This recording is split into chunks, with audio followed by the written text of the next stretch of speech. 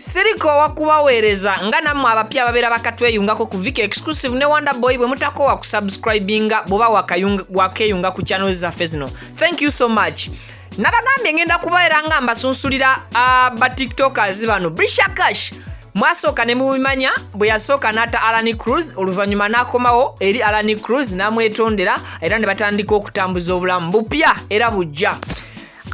Nga Brisher tanaba kubanga akomawo eri Allan Cruz. Allan Cruz yanoonya omuvubuka ono oba TikTok ono Iga Sharif n'amufunako exclusive interview. Era nga Allan Cruz mu exclusive interview gyafuna ne Iga Sharif yali egamba omulenzi ono oba omukulu ono Iga Sharif alekerawo okuddamu okuvuma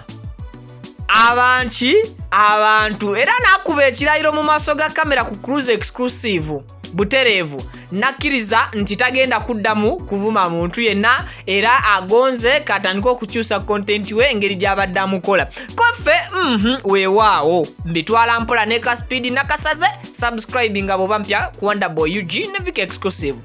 Kakati munnange Brisher Kash yakwataganye ne mwana mulenzi ono Iga Sharif ne Prince Jaka bali abonna obulamu batambula bonsatule havinga fani bonna abuli kimu bakikola bonna. Ekisinga okuba ekinene what is behind this story nti Iga Sharif wamala okola exclusive interview n'omukulu Allan Cruz yamala naddamu n'avuma abantu Allan Cruz be yali amugambye nti toddamu kuvuma era ne promise gye yali akoze in front of the camera n'abeera nga agikomezaawo. I think mufuna bulungi ba queens ne ba kings mwenna abasubscribinga wano ku channel zaffe ebbiri. So nanyumizanga mmwe mwantenza olugambo njaddubawa. So nti Cruz yakiraba mu ngeri eyiye of course mwatirabira kozi yali amaze okugamba Iga Sharif abiveemu ebyokuvuma abantu atandika okuba tweetinga mu ngeri eneeyisa ennungi. So Brisher Kash essaawa zino atambula ne Iga Sharif. Essaawa zino Brisher Kash atambula ne Prince Jaka. Ajjukira Prince Jaka Allan Cruz kkiriza oba ngamba yali amuyirakoko ke bayita akakyala oba akasajja. Naye oluvannyuma lwa Prince Jaka okukkiriza interview eri omukulu ono Cruz n'amufunako exclusive, Jaka yatereera mu maaso ga Cruz ne Cruz n'atereera mu maaso ga Jaka. Kati bino byonna byetololera kwani byetololera ku Brisher nti Brisher Kash mpaji nene nnyo wakati wa abasatu, wakati wa Cruz ng'omuntu eyamuleeta n'amulaga kale n'amwongera ku kyalina, wakati wa Prince Jaka nga abangi bwe tukiraba mu kapo yaabwe gye bakola, wakati wa Iga Sharif of which Iga Sharif sinaba kunoonyereza nnyo kulaba role kijazanya ku talent ya Brisher Kash oba they are just friends oba just babeera ba having a fun. Wetegereze ka video kano Brisher yabadde agezaako okubanga ali ku party introducing what they are doing at that very moment. So Brisher yalaze nti ali happy bwabeera nga alina abantu bano. Nakugamba Brisher ali so shy ate Brisher ali talkative ku muntu gwamanyi. Ndoza kati mufune bulungi she is talkative ku muntu gwamanyi ate ali shy ku bantu batamanyi. So nekira nekugamba nti Brisher Kash feeling much better bwaba ne Prince Jaka. Naye ate Brisher Kash abeera free nnyo bwabanga ali eka n'atamanyi mwana muwala oli gwe bayita Kevin. Brisher bwaba ne Kevin asobola okukola ekintu kyonna ky'otalowoozaako ku nsi kuno. Kevin simanyi oba mumumanyi bulungi, so atera okubeera ne Brisher Kash bw'obanga obamanyi abantu abo kapo yaabo I mean combinations zaabwe ezo ng'obadde ozifollowing anywhere olina bwe wali obalabye I think osobola okumanya Brisher yaani. Bantu bano abantu balina omukwano wakati waabwe ababiri mukkiriza oba mugaane na kibagamba dda videos njagenda nga nzibawakola nabo bajja genda maaso n'okubanga bazeekolera.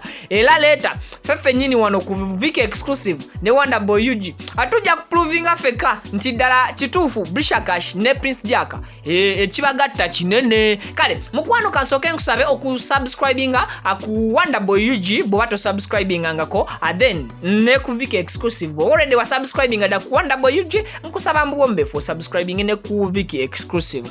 Thank you so much. Tukyagenda maaso just nzikiriza nkugambye nti we are proudly sponsored by Baron and Sons. Banono nga basangibwa Kireka Kamuli Road bateekamu ensimbi mu show zaffe zino okusobola okuba nga tusobola okuweereza buli lunaku olutatadde naawe nobeera nga onyumirirwa wamu naffe ontyo kale. So Brisher nga musunsula muteeke ebbali mumaliriza jukira nti essaawa yonna ndikuleeta ba tiktoker abasinga empisa reality ba tiktokers abasinga empisa ngenda kuba mbakuleetera mu comment section below.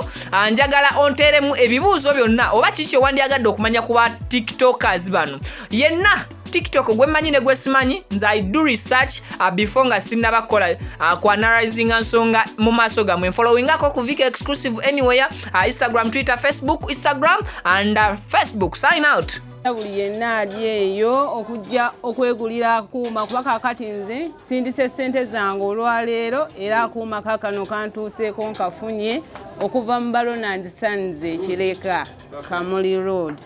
Neera nze natandika okwenogera ssente n'olw'ensonga bakyala bannange mwenna abali eyo muleke kukkiriza covid batuulako.